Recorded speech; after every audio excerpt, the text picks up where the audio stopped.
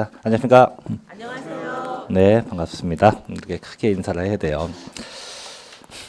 제가 만나뵙게 돼서 반갑고요. 일단 제 소개를 먼저 하고 수업을 하죠. 자, 오늘 저희가 배울 과목은 부동산 세법입니다.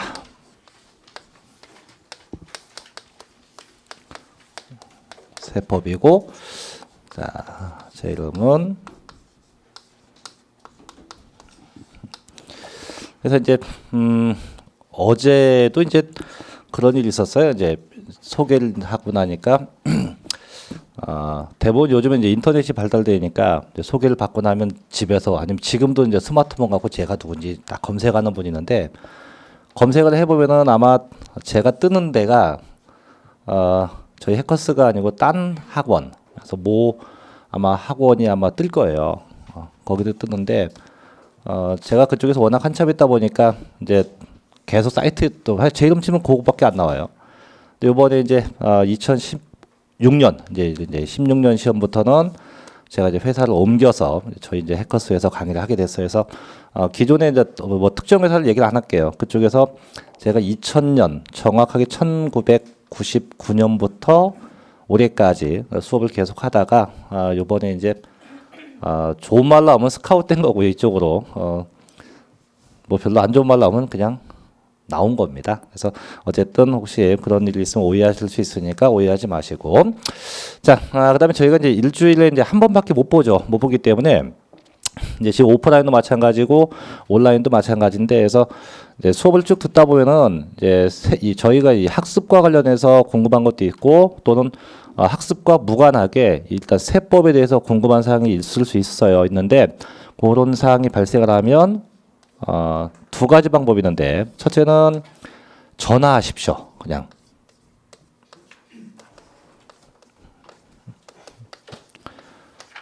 이거 제 직통 전화번호예요. 작년도까지는 이제 업무용 전화가 있었는데 워낙 통신 요금이 많이 나와서 이제 직통 전화 하나가 있고, 또는 두 번째 다음 카페입니다. 이따 수업 끝나고 가셔서 다음 카페에 회원 가입하시면 됩니다. 그래서 궁금사항 있으면 둘 중에 아무거나 선택하시면 되고, 아니면 뭐 학원에 오신 날 있으면 이 학원에서 직접 쉬는 시간에 문의하시면 제가 성심껏 답변할 거고, 그것도 안 되면 저희 사무실로 오시면 됩니다. 저희 사무실이 논현동에 있는데, 근데 거기까지 여기 좀 멀잖아요, 그죠? 뭐니까 그냥 현장에서 바로 이렇게 하는 게 나을 것 같네요. 그래서 일단 이렇게 제 소개를 하고요.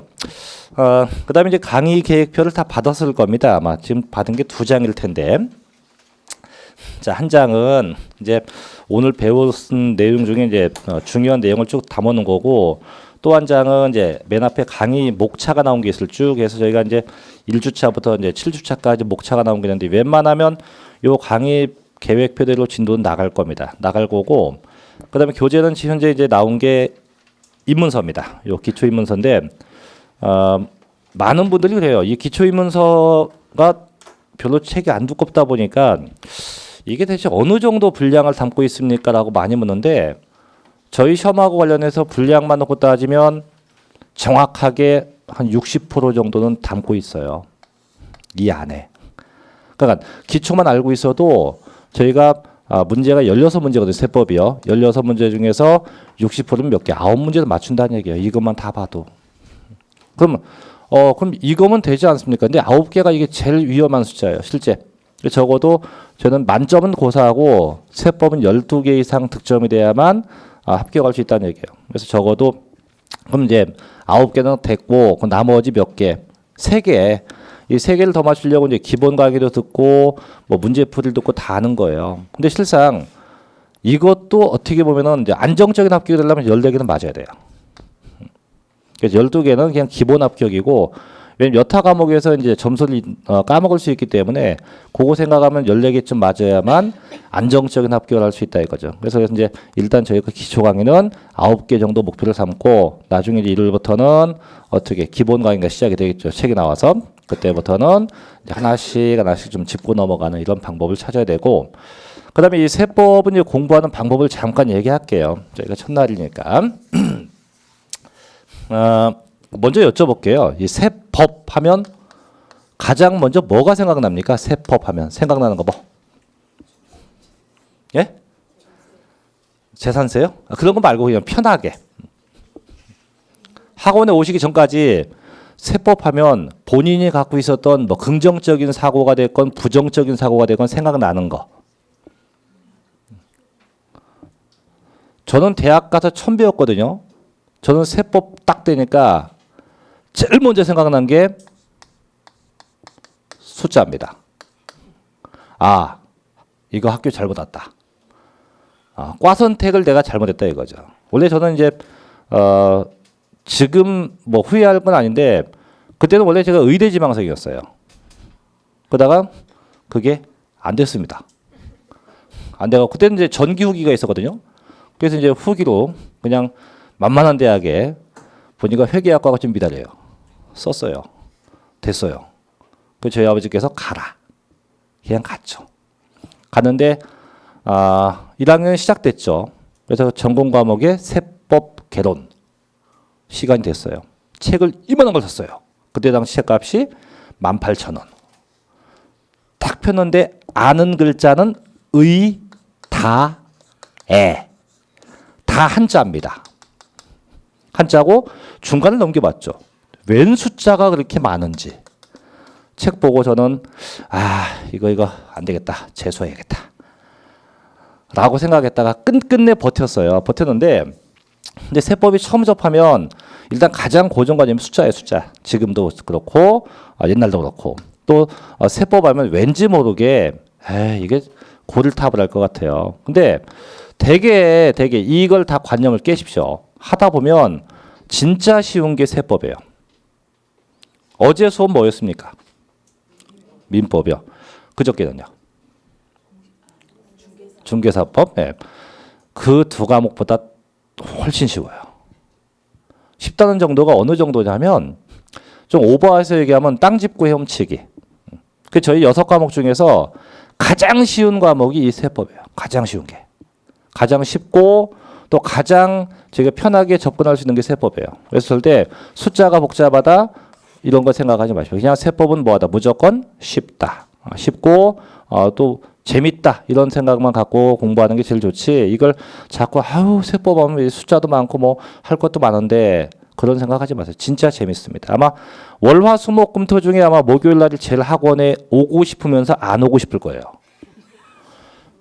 그 이유는 뭐냐면 일단 쉽고 재밌으니까 오고 싶어요. 근데 막상 와도 너무 쉬우니까 이거 혼자 할 것 같아요. 혼자. 그러니까 이제 슬슬 빠집니다. 빠지고 어차피 빠져도 학원서 뭐 주죠. 뭐 줍니까? 인강 주잖아요. 예, 그래서 주니까 쉬운 과목이니까 뭐 집에서 배 깔고 보자. 배 쭉 깔고 인강을 보죠. 그게 누적이 됩니다. 그 누적된다는 건 뭐냐면 합격으로 가는 누적이 아니고 불합격으로 가는 누적이 되는 거예요. 물론 인강을 봐서 불합격된다는 얘기가 아니고 그만큼 자꾸 본인의 마음이 나태해진다는 얘기예요. 실제 저희가 오프라인 수험생하고 온라인 수험생하고 차이점이 하나가 있어요. 온라인 수험생은 학원에 못 나오잖아요. 못 나오니까 무조건 초질관 난 이것밖에 믿을 게 없어요. 그래서 무조건 이거 봐야 돼요. 무조건. 제 친구도 제가 이제 요 전에 타 회사에 있었는데 제 친한 친구도 저희 해커스 인강을 봤어요. 동창 모임하고 너 뭐하냐 했더니 거기 와서도 PDF 켜놓고 보고 있어요. 넌 나쁜 놈이다. 왜? 친구가 임마 이 회사에 있는데 너 왜 저 회사 걸 보냐. 지나가는 말로 했지만 어쨌든 합격은 했어요. 근데 그 친구는 초질관이었어요. 왜? 집은 대전인데 서울까지 못 오니까. 근데 어쨌든 간에 인강 보는 분들은 최대한 집중력을 가져서 보는데 이 오프라인 수험생은 그게 좀 덜해요. 왜? 학원에 나왔다가 못 나오면 인강 보다가 학원에 나왔다 못 나오면 보다가 그러니까 그 인강만 100% 보는 분하고는 조금 마음 결여가 있어요. 그래서 웬만하면 쉽다고 해도 수업을 꼭 듣고 반드시 자기 정리가 돼야 합니다. 그래서 이게 이제 워낙 쉽다 보니까 이제 얘기를 잠깐 합시다. 지금이 11, 12월 달. 뭐 지금이야 뭐 솔직히 어찌 보면 기초적인 강의니까 저희도 세부적인 내용은 안 할 거예요. 세법에 관해서 뭐 기본적인 사항만 얘기할 건데 정확한 건 이제 1월부터 시작이죠. 이때부터 시험 보던 달 10월까지입니다. 아마 민법계론 공법이 중요하다는 얘기는 누차 아마 했을 겁니다. 했을 건데 그 대부분이 어떻게 생각하냐면 시작은 같이 해요. 1월부터 시작은 6과목을 다 땡 하고 시작을 합니다. 하다가 한 1월 중순쯤 되면요. 마음이 슬쩍 바뀌어요. 왜? 얘만 놓고 따지면 얘는 아마 이따 수업 끝나고도 아마 머릿속에 많이 남을 겁니다. 세법은 할만해. 중개사법도 대충 할만해. 공시법령도 보니까 대충 할만해. 근데 이놈은 공법 보니까 공법 했나요? 네. 어때요? 별로 재미가 없어요, 공법이. 또 민법 했습니까? 그것도 별로 재미가 없어요. 그다음 학개론 아직 안 했죠. 네. 내일 하죠. 네. 그것도 재미가 없어요, 별로. 그러니까 그 세 과목이 재미없다는 건 일단 그 세 과목 그게 이제 빅3 과목인데 그 세 과목이 안 되면 일단 합격은 못 합니다. 그걸 주위에서 계속 얘기하니까 나 이 민계 공 이 세 과목을 좀 먼저 해야겠다. 그걸 먼저 합니다. 이제 쭉 해서 나머지 작은 세 과목은 이제 점차 등한시하고 큰 세 과목만 계속 해요. 언제까지? 본인 마음 먹어요. 대부분이. 4월 달까지는 이 빅3 과목을 끝내고 나머지 작은 과목은 언제부터 하겠다. 5월부터 하자. 이렇게 마음을 대부분 먹어요. 먹으면 이걸 시행을 해야 돼요. 근데 5월이 됐어요. 그래서 모의고사 딱 봤어요. 봤더니 민법 38점, 공법 40점 이렇게 나왔다 합시다. 나오면 본인이 처음 계획했던 게 무산돼요. 무산되고 안 되겠다. 민계공이 안 되는데 무슨 내가 세법을 하겠냐. 다시 똑같이 민계공 세 과목. 그래서 언제까지 끝내자? 휴가 가기 전까지. 그래서 7월까지는 끝내자.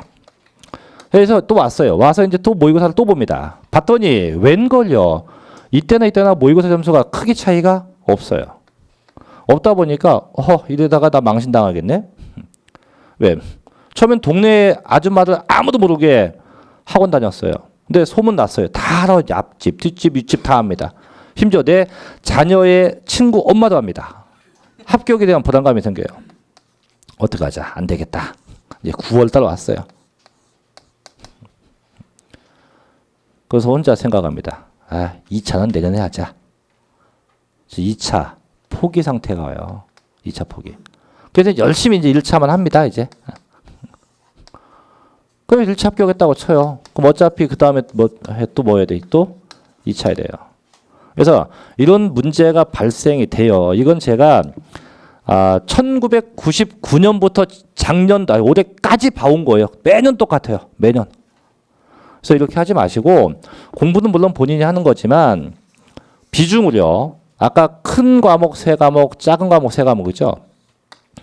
비중을 7대3 이렇게 맞춰가야 돼요. 아무리 작은 과목 공시, 세법, 중개사법이 쉽다고 느껴져도 꾸준히 공부를 해야 돼요. 나중에 몰아서 몰빵한다? 이 생각하면 안 돼요. 그 다음에 또 이제 어쨌든 간에 그래서 그럼 대체 어떻게 공부합니까? 자, 세법만 놓고 얘기할게요. 세법은 5월, 4월 말까지요. 이제 다음 달에 기본서가 나올 겁니다. 나올 건데 기본서 페이지가 약 400페이지 정도 돼요. 그 지금 갖고 있는 거에 4배가 돼요. 두께가. 근데 그거 4배인 거는 중간중간에 문제도 있고 내용이 더 실려 있기 때문에 두꺼운데 어쨌든 4월까지는요. 중간에 있는 문제 절대 손대지 마십시오. 그냥 수업 시간에 배운 내용만 페이지대로 쭉 정독만 하십시오. 4월 말까지입니다. 계속 정독만 하세요. 물론 지금 나는 올해 시험 봤는데 부득이하게 안 됐다. 그분들은 해도 돼요. 근데 지금 처음 시작하는 분은 절대 책 중간에 있는 문제 풀지 마십시오. 왜 풀지 말라고 하냐면 또 하지 말라면 또 해요. 또 하지 마세요 해도 해요. 옛날에 그 어떤 역사 속의 인물도 저거 따먹지 말라는데 따먹었잖아요. 똑같아요. 그래서 하지 마세요. 절대. 근데 왜 근데 하냐. 이게 왜 하지 말라고 하냐면 문제를 풀어요. 이제 본인은 4월까지 했으니까 어느 정도 실력이 배양됐겠지. 문제 풀어보자. 죄송한데 문제가 안 풀립니다. 문제를 못 풀어요. 물론 몇 개는 풀겠죠. 근데 문제를 못 푸는 게 더 많아요. 더 많으면 거기서 어떤 생각을 하냐면 자꾸 비판을 해요. 자기가 내가 학원을 그렇게 다녔는데 왜 이게밖에 안 되지? 거기서 이제 여러 가지 생각을 해요. 내가 이게 본인 잘못이라는 생각은 안 합니다. 선생님이 문제가 있나 봐. 아니면 뭐 학원에 문제가 있나 봐. 아니면 책에 문제가 있나 봐. 그럼 엉뚱한 대로 불똥을 튀죠. 그리고 선택을 합니다. 책을 또 삽니다. 딴 책을 또 사요. 다른 회사 책을 또 사. 또 사서 봅니다. 심지어는 타 회사 인강도 끊어서 보는 분도 있어요. 봅니다. 이분은 100% 불합격이에요. 간군 지금 갖고 있는 책도 다 못 봐갖고 못 푸는 건데 책 바꾼다고 문제가 풀릴까요? 그 다음에 뭐 선생 바뀐다고 문제가 풀릴까요? 저는 저희 학원에 지금 올해 처음 왔지만은 저 오기 전에 지금 계신 기존에 계신 5분은 되게 훌륭하신 분이에요. 민법 되게 정통 있는 분이세요. 결혼도 마찬가지고 물론 제가 제일 늦게 이제 합류를 했지만은 그런 과목 선생님들을 믿고 그냥 수업을 진행해야지 자꾸 본인들의 이 책에 대한 불만 혹은 뭐 본인이 결국 안 한 거예요. 안 해서 못한 거지. 선생 강의 물론 상중하로 분류하면 저 빼고 나머지 5분은 다 상해요. 저희가 클래스 A에 속하는 분들이에요. 솔직히 제가 제 입으로 나도 클래스 A입니다 라면 이건 창피한 얘기니까 안 하는 건데 그러니까 이 분들 믿고 수업을 끝까지 듣고 나중에 뭐가 시험에 난다라고 하면 그 내용만 잘 체크하면 되는데 그걸 안 하고 이제 자꾸 본인 마음대로 질러가는 거죠. 그러면 절대 안 돼요. 그래서 웬만하면 세법은 4월 달까지 문제 풀지 마십시오. 말고 그럼 5월 달이 돼요. 5월 달은 바빠집니다. 이제 이때가 되면 오전반도 있고 오후반 문제풀이 반도 있어요. 그때 푸세요. 그때. 그래서 오전에 정규진도 하고 오후에 문제풀이반 할 때 이때 문제를 같이 푸는 겁니다. 풀고 진행이 돼야 돼요. 자, 그다음 쭉 옵니다. 이제 와서 이제 10월 달쯤 될 거예요. 10월 달이 되면 이제 초조하죠. 이제 시험은 다가오고 왜 시험이 10월 말일 테니까. 그래서 이때가 되면 초조한데 근데 세법은 초조해야 할 게 하나도 없어요. 왜 없냐면 하라는 대로 쭉 했어요. 근데 이때가 와도 선생님 저는 세법 모의고사 보면 7개밖에 못 맞아요. 5개밖에 못 맞아요. 걱정하지 마세요. 제가 계속 걱정하지 말라 합니다. 왜? 이렇게 맞출 수 있다는 건 공부를 했다 안 했다? 했다. 안 하고요. 밖에 있나 모르겠네요. 저희 학원에서 시행된 모의고사 있어요. 밖에. 그거 한번 갖다 놓고 지금 안 배웠잖아요. 찍어보세요. 몇 개 맞나가. 찍어도 세법이 아까 16개였어요. 찍어도 2개밖에 못 맞아요. 막 찍어도. 근데 5개 맞췄다는 얘기는 그래도 공부를 조금 한 거예요. 희망이 있어요. 왜 희망이 있냐? 이제 10월 달 되면 제가 뭘 주냐면요. 백선 문제를 줘요. 백선 문제. 이게 뭐 요즘에 흔한 유행어로 뭐 쪽집게 백선이라고 하는데 이 백선 문제를 주면서 제가 문제를 이제 또 찍어줘요. 한 30개 정도를 찍어주면서 이걸 다 외우세요라고 해요. 무조건 이유 여하 불문하고 무조건 다 외우세요. 그래서 올해도요. 수많은 수험생이 세법을 건졌습니다. 건져서 합격됐고 또 어떤 선생은 저를 고발한다고 했어요. 왜? 백선 문제하고 실제 나온 문제하고 아까 제가 30개 찍어다 했죠? 똑같아요. 문제가. 즉 16문제가 정확하게 매치가 됐어요. 심지어는 지문까지도 똑같이 났더라 이거지. 우연의 일치입니다. 이거 뭐 제가 출제에 오늘 어떻게 한 건 아니고 그러니까 걱정할 게 없어요. 여러분은 그냥 쭉 흘러오듯이 진행만 하면 되고 나중에 결국은 제가 다 책임을 질 부분이에요. 근데 여기서 이제 한 가지 오해를 하면 안 돼요. 그럼 백선 저거에서 30개를 찍어서 다 맞춰? 그럼 굳이 이렇게 할 거 없잖아. 아니에요. 안 하면 못하지. 어느 정도 뭔가를 알고 있어야 문제를 풀 거 아닙니까? 아무리 외운다고 해도. 저도 나이가 이제 40이 넘었지만은 죄송한데 똑같을 거예요. 자꾸 쇠퇴해져요. 자꾸. 어제 만난 친구가 내일 보면 쟤를 어디서 봤는데.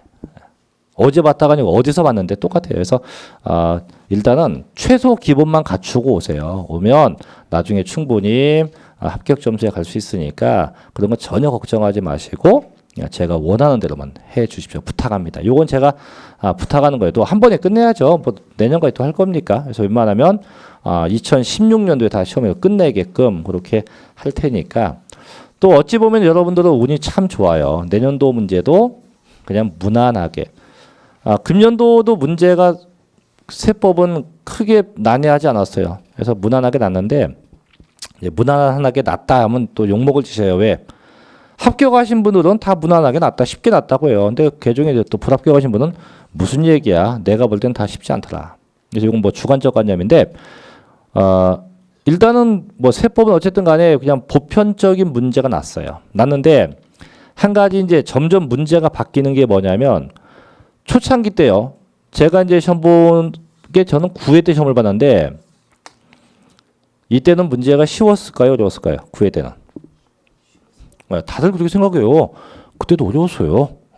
책 2권이었어요. 1차, 2차. 2권만 외우면 됐어요. 근데 외우는 게 힘들었어요. 어쨌든 저는 9회에 합격을 했어요. 이때는 문제가 뭐였냐면 1번. 다음 중 틀린 것은 그래서 1, 2, 3, 4, 5. 2번. 다음 중 옳은 것은 1, 2, 3, 4, 5. 다 이런 문제였거든요. 근데 요즘에는요. 요즘에 26회. 올해 거죠. 1번. 다음 중 틀린 것을 모두 고르시오.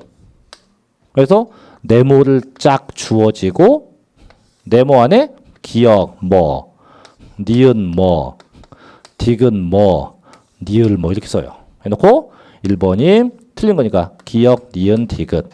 2번이 기역, 디귿. 3번이 기역. 4번이 모두. 이렇게 내요. 이게 요즘 문제 추세예요. 그럼 이게 뭐냐면 과거에는 어쨌든 틀린 거면 몇 개만 찾으면 돼요. 하나. 지금 뭐 어떻게 해요? 모두야. 그럼 뭐 이 모두가 하나, 둘, 셋, 네 개가 다 잘못된 걸 수도 있고요. 아니면 네 개 중에 딸랑 몇 개 하나만일 수도 있고 네 개 중에 몇 개? 2개일 수도 있어요. 이게 더 저를 힘들게 해요. 똑같은 문제여도. 그래서 금년도에도 이런 박스 형태 문제가 엄청나게 많이 나왔어요. 예년보다. 이런 거에서 저희가 문제가 난이도가 있다고 느껴지는 거지 내용만 놓고 따지면 예나 과거에 출제되었던 문제는 별 차이는 없습니다. 없는데 여기서 자꾸 이제 의식을 하는 거죠. 몇 개일까? 몇 개일까? 그래서 이걸 다 분석해 봤어요. 저희 출제되었던 것 중에 네모 박스 문제에서 옳은 걸 다 찾으세요. 뭐 틀린 거 다 찾으세요. 라고 했을 때 문제를 쭉 분석해 보니까 재밌는 답이 나왔어요. 옳은 거 찾는 건 다야. 다 옳아요. 아니면 기역 디귿이에요. 틀린 거 찾는 거는 거의 하나입니다. 하나. 뭔지 몰라도 하나야. 하나인데 그럼 1, 2, 3, 4, 5가 다 하나냐? 아니에요. 그중에 번호는 딱 하나밖에 없어요. 하나. 틀린 거 찾는 거. 이것도 어떤 패턴의 형태입니다. 그래서 이건 나중에 제가 뭐 문제할 때 다시 얘기할 건데 어쨌든 이런 문제가 계속 출제가 되고 있어요. 되고 있으니까 그런 것도 좀 감안하셔야 되고 그 다음에 이제 계산 문제인데 이제 가장 별로 안 좋아하는 게 이 계산인데 계산 문제 한 문제밖에 안 나요. 매년 한 문제. 더하기 빼기 곱하기 나누기만 하면 됩니다. 이것만 알면은 계산 문제 풉니다. 세법 계산 문제가 오늘 뭐 수능 보지만은 수능 같이 뭐 루트가 나올 이런 거 안 나와요. 그래서 무조건 더하기 빼기 곱하기 나누기 요 정도만 알면은 계산 다 합니다. 참고로 세법상 계산 문제는 한 중학생 정도의 지적 능력이면 풉니다. 초등학생은 못 풀더라고요. 제가 저희 꼬마가 이제 초등학교 6학년인데 해봐라 했더니 못해요. 그래서 안 되겠다 해서 큰애가 중학생인데 해봐라 했더니 걔는 풀더라고요. 그러니까 문제는 그러니까 그다지 복잡하지 않다는 거죠. 그래서 계산 문제는 너무 걱정하지 마시고요. 그렇게 자, 놔두시면 됩니다. 자, 뭐 그다음에 뭐 공부 방법 이 정도 도면 됐고 나머지는 뭐 딴 과목에서 이미 뭐 충분히 아마 OT가 진행됐을 거기 때문에 저는 요 정도까지만 얘기를 할게요. 하고 이 수업과 관련해서 더 얘기가 듣고 싶으면은 제가 지난주에 여기 와서 이제 찍어놓은 게 있어요. 저희 사이트에 가면. 그래서 그건 뭐 그거 참고해서 보시면 되고. 자, 일단 그럼 진도 나가 볼게요. 자, 맨 앞쪽에 가면 자, 제일 첫째 1편에 보면 조세 총론이라는 파트가 보일 겁니다. 보이죠? 네. 그럼 먼저 가볼게요.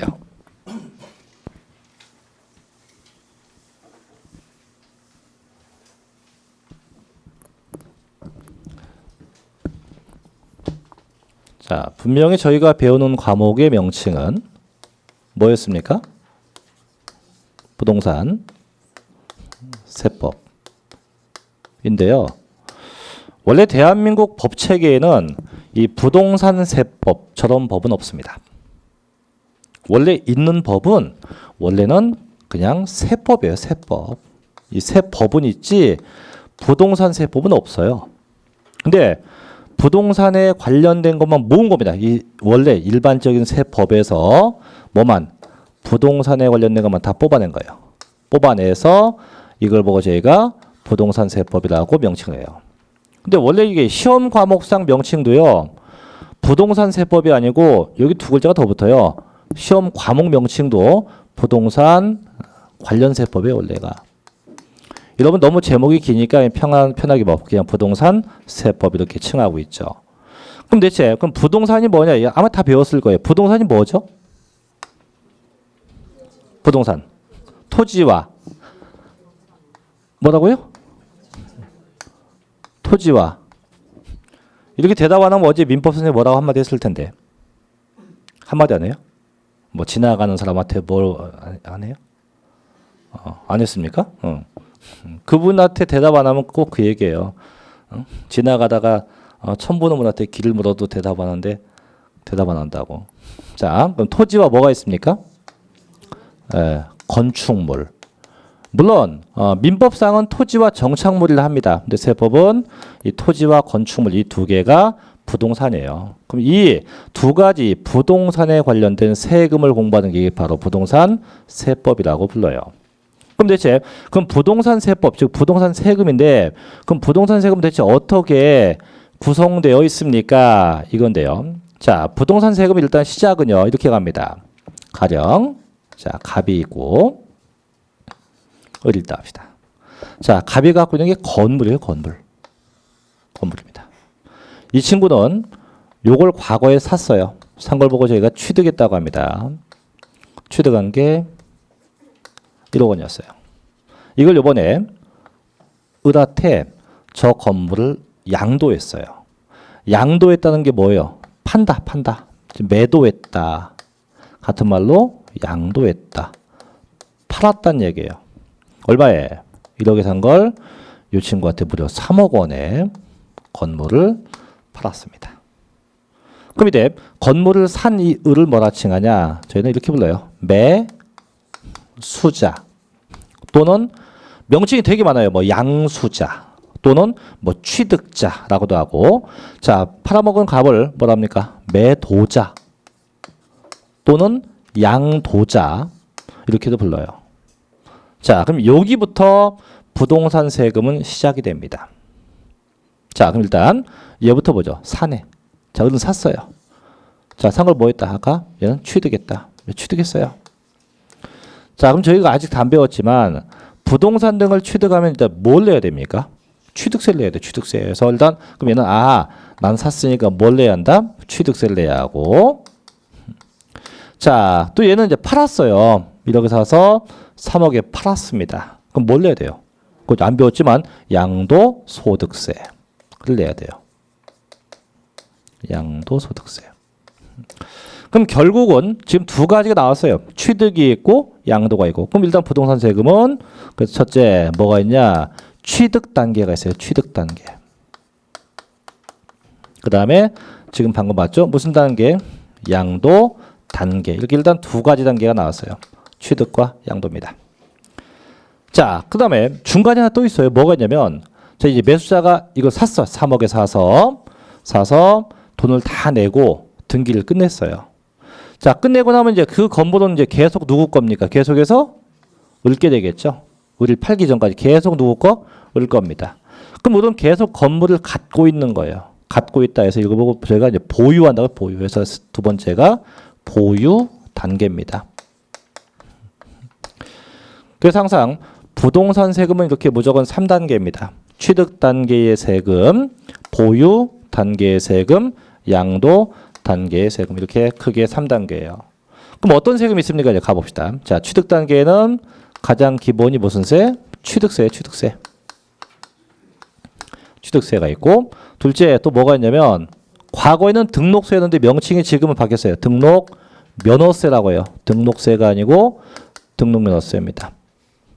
요 두 개가 취득 단계 세금. 자, 두 번째 보유입니다. 첫째 뭐가 나오냐? 바로 재산세가 있고 또 두 번째 뭐가 있냐면 종합부동산세가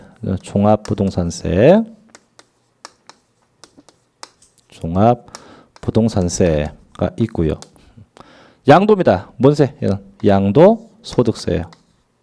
이게 다예요. 이제 이 5개가 결국은 부동산 세금에 속한다 이거죠. 자, 그러면 아까도 서두 얘기했지만 원래 대한민국에는 부동산 세법이 있다 없다? 없어요. 없고 그냥 세법이에요. 세법에는 세금의 종류가 25가지가 있어요. 그 중에서 저희 시험과 관련해서 배울 거는 딸랑 5개예요. 같이 합시다. 무슨 세? 취득세. 무슨 세? 등록면허세. 무슨 세? 재산세. 그 다음에 종합부동산세. 그 다음에 양도소득세. 이 5개만 공부하면 끝입니다. 그 별로 없어요. 25개를 다 배우는 게 아니고 그 중에 몇 개? 딸랑 5개. 딸랑 5개입니다. 그럼 이 5개를 이제 하고자 하면, 자, 이건 이제 각각의 조세의 특성이니까 이 5개를 하기 전에 저희는 이제 꼭 볼 게 있어요. 그럼 조세의 기초. 뭐 이건 각각의 세금이니까 이거 말고 전체적으로 아우러서 조세가 어떤 특성이 있고 또 어떻게 세금을 내야 될 거고 또 제때 안 내게 되면 어떤 불이익을 받는지 그런 걸 또 배워야 돼요. 그게 뭐냐면 요 위에 단계에 있는 것 중에 그게 요겁니다. 이제 조세, 지금 말까 총론이라는 거예요. 조세 총론. 얘는 이런 모든 세금에 관해서 기본적인 사항을 담고 있는 게 이게 조세 총론입니다. 그래서 저희는 이 조세 총론부터 어디까지? 양도 소득세까지만 배우면 끝나요. 그러니까 여타 과목에 비해서 솔직히 할 게 없어요. 아까도 그런 얘기했지만 별로 할 게 없다 보니까 자주 안 나오는 이런 문제가 발생하는데 그래도 꼭 나오세요. 제가 얼굴 다 기억하고 있으니까. 안 나오면 그 다음 주에 제가 묻습니다. 뭐 이분 다음 주에 안 나오셨다. 왜 안 나왔어요? 참 무한하죠. 그냥 복도에서 지난주에 왜 안 나와서 이러면 문제가 없는데 수업 시간에 대놓고 왜 안 나왔어요? 그러면 참 무한하죠. 그러니까 웬만하면 꼭 나오십시오. 자, 그래서 이제 여기부터 여기까지인데 그럼 대체 문제가 어느 정도 났을 때 자, 조세 총론은 보통 2문제 정도 출제가 됩니다. 이건 평균치입니다. 2015년도 기준이 아니고 최근 10년 동안의 평균치입니다. 취득세는 보통 4문제에서 많게는 5문제까지 납니다. 얘는 보통 1문제입니다. 재산세는 보통 2문제입니다. 이게 다 평균치예요. 종합부동산세는 얘는 1문제입니다. 양도세는 5문제에서 6문제입니다. 이렇게 출제 문항을 보이고 있어요. 그럼 대략 딱 봐도 어떤 세금하고 어떤 세금이 중요한지 알겠죠? 뭔 세? 취득세하고 양도소득세예요. 그게 왜냐면 이제 이 취득세 파트하고 양도세 파트하고 이쪽에서 시험이 계속 나는 이유가 뭐냐면 저희가 보는 시험이 뭡니까? 세무사 아니에요. 그죠? 저는 뭐예요? 공인중개사입니다. 그럼 아까 부동산을 매매를 함에 있어서 중간에 개입하는 게 바로 저희 중개사입니다. 그러면 매도자가 됐건 매수자가 됐건 중개사에게 물을 수 있는 건 딱 하나예요. 양도한 친구 양도세 얼마쯤 나옵니까? 취득한 친구 취득세 얼마쯤 나옵니까? 이걸 묻지 양도한 애가 나 이거 팔면 재산세 얼마 나옵니까? 라고 묻지 않죠. 또 취득한 애가 당장 취득세가 급하지 나 이거 취득하고 계속 갖고 있으면 재산세 얼마 나옵니까? 라고 묻는 분 없어요. 그렇기 때문에 중개업자가 꼭 알고 있을 건 이 취득 단계하고 양도니까 거의 여기서 시험이 다 집중되는 겁니다. 또 그럼 보유는 보니까 에게 이거밖에 안 나요. 끼게 배울게요. 3개. 근데 보유하고 취득 양도하고 차이가 딱 하나 있는데 그게 뭐냐면 이따가 배우겠지만 이 취득하고 양도는요. 세금 내는 방법이 전문 저희 용어로 신고납부예요. 신고납부. 이 신고납부가 뭐냐면 내가 직접 계산해서 내가 직접 내는 방법이에요. 그 내가 뭐 집을 샀건 땅을 샀건 뭐 땅을 팔았건 간에 무조건 내는 방법이 신고납부입니다. 나 위주예요. 근데 이 재산세하고 종합부동산세 이 두 세금은 신고납부가 아니고요. 얘는 고지서입니다. 고지서. 그럼 고지서하고 신고납부가 어떤 차이냐? 고지서에는 내가 낼 세금이 찍혀서 와요. 금액 너 낼 거 얼마야? 그럼 찍혀오는데 그걸 굳이 중개업자가 그걸 고지서 오는데도 불구하고 다 계산해서 이만큼 나옵니다. 할 일 없어요. 근데 이거는 내가 직접 뭐 계산해야 돼요. 그 나중에 이제 합격해서 개업해 보세요. 진짜 많이 묻는 게 취득세 얼마냐, 양도세 얼마냐예요. 더 문제는 뭔지 아세요? 계산을 못 한다는 거지. 의뢰인이 물어봤는데 저 잠깐만요 해놓고 어디다 전화를 해요. 어디다가 세무사무소에 전화해갖고 저기 아무개 중개사무소인데요. 양도세 얼마 나와요? 그러면 의뢰인이 볼 때는 별로 믿음이 안 가요. 솔직히. 그렇다고 중개사가 걱정하지 마세요. 내가 세금 계산 정확하게 해줄게요. 불러봐. 양도금액 얼마? 취득금액 얼마? 정확히 얼마? 이거 했다가는 큰일 납니다. 왜 큰일 나냐면 이 세금은 숫자가 이게 너무 이 불규칙적이에요. 정확한 숫자가 안 나옵니다. 그 저희도 이제 저희는 이제 세무사무소가 있고 아니고 저희는 회계사무소인데 회계법인이에요. 제가 있는 것은. 근데 저희도 이제 법인이 됐건 개인이 됐건 오셔요. 오셔서 상담을 쭉 하면 저희도 하는 얘기가 있어요. 대략 이만큼 나옵니다. 지 정확하게 이만큼입니다라고 안 해요. 왜? 그분이 알려준 데이터가 정확한지 안 한지 알 수 없잖아요.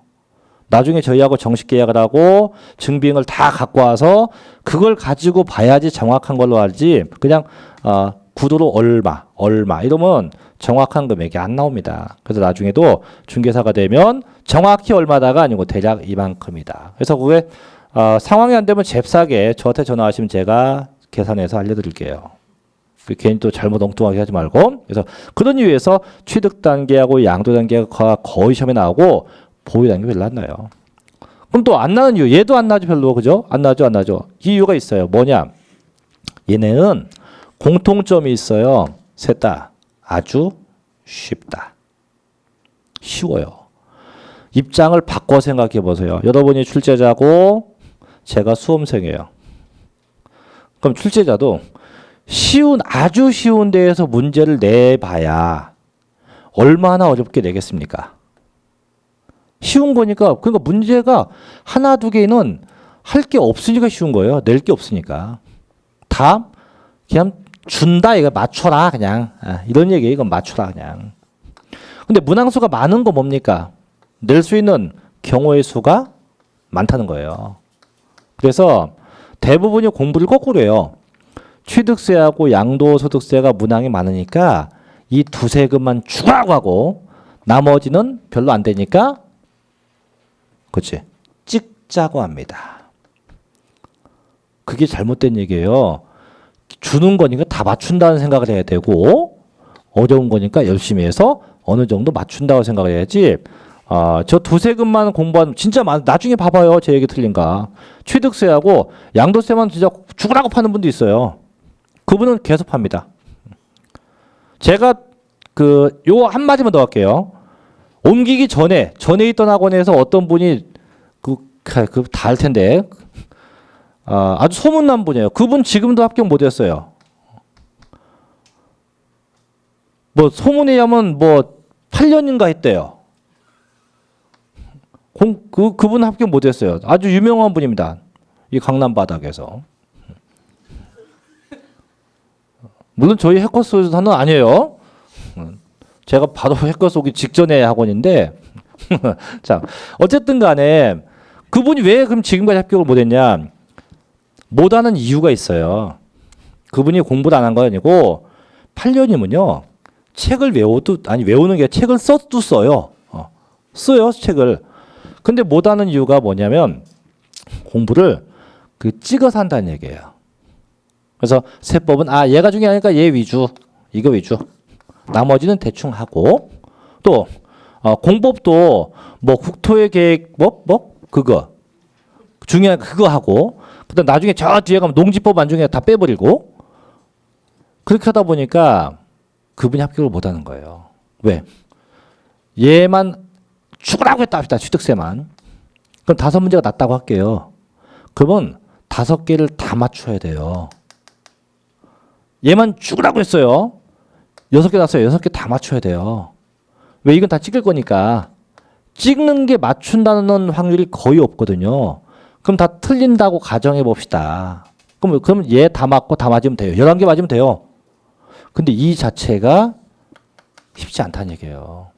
절대 취득세 5문제 내잖아요. 5개 다 안 맞게 내요. 5개가 나면 많이 맞으면 3문제 맞추게 돼요. 실제 출제자가. 양도세 6개 나요. 얘도 많이 맞추면 4문제 맞추게 됩니다. 즉 결국은 얘도 2문제씩은 상당의 문제를 꼰다는 얘기예요. 그래서 난이도 최상 이렇게 나요. 그걸 맞추려고 덤빌 필요가 없다는 얘기죠. 모르는데 왜 덤빕니까? 그래서 아까도 얘기했지만 편향적 공부를 하지 마시고 전체적인 내용을 다 보는 게 그게 훨씬 낫다 이거죠. 근데 그 전체를 다 본다고 해도 공부 분량만 놓고 따지면 공법에 한 10분의 2밖에 안 돼요. 저희가 할 게. 공법에. 민법만 놓고 따지면 민법하고 비교하면 10분의 1밖에 안 됩니다. 할 게. 또 세법이 잘 되면 부동산학개론 내려보죠. 그 과목도 일부 겹칩니다. 부동산학개론에서 뭐가 나오냐면 부동산과 조세의 차이 갖는 연관성에 대해서 틀린 것은 이런 거 나옵니다. 그런 게 나면 뭐 취득 단계는 취득세와 등록면허세가 있고 보유 단계는 뭐가 있고 이렇게 얘기가 나와요. 그래서 그것도 보통 2문제쯤 나와요. 조세에 관련된 게. 그래서 세법만 16문제지만 1차 과목에서 2문제 하면 18문제 정도 난다고 보시면 돼요. 그래서 이렇게 일단 정리하시고 그럼 어쨌든 가장 먼저 볼 게 뭡니까? 그럼 조세 총론, 조세에 관한 기본적인 내용이 뭔지 거기에 이제 교재 14쪽인데요. 그래서 14쪽 가면 조세 총론에서 1번 자 조세 개념이라고 되어 있는 게 보일 겁니다. 보입니까? 그래서 이건 좀 쉬었다가 조세 총론부터 진행하도록 하죠. 잠시 좀 쉬었다 하겠습니다.